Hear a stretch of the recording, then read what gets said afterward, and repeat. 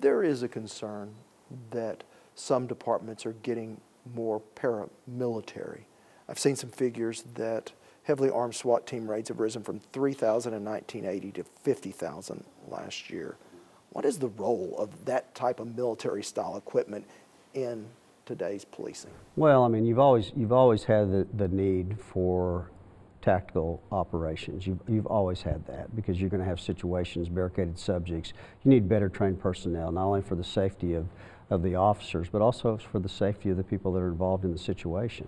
The hostage taker, the hostages. You have to have people that are highly trained to deal with those really intense situations where they may have a lot more access to firearms. It's just it's a safer operation having a tactical unit do something like that versus having officers who are not trained as well, don't train. You know, our tactical units train, you know, every month, and they're well equipped, safety-wise, and with the proper firearms. It's the nature of the beast. It always has been for law enforcement. In today's society, it becomes even more critical because you do have more firearms. You have more assault rifles out there. You have those types of things.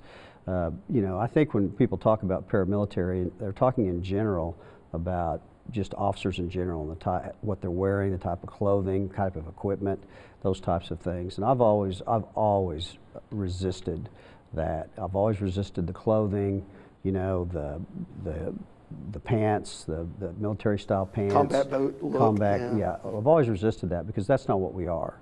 You know, most on a day-to-day basis, we interact with the community, and we don't need to have the appearance of military. Military's function is a lot different than law enforcement's function, although the gap is getting closer all the time because you see the military having to be fighting in the middle of neighborhoods and not knowing who the enemy is.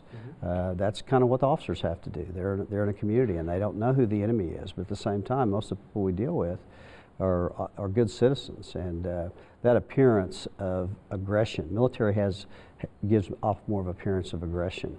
Carrying assault rifles around all the time. In some countries may be necessary. It's not necessary here. We don't deal with that on a constant basis. Do we need access to those rifles? Absolutely, because officers end up at some point having to go up against somebody with high-powered rifles or really tough situations. So you just want to have an appearance of that you're more a part of the community and not as aggressive. And I think we've resisted that over the years so that we don't get involved in that.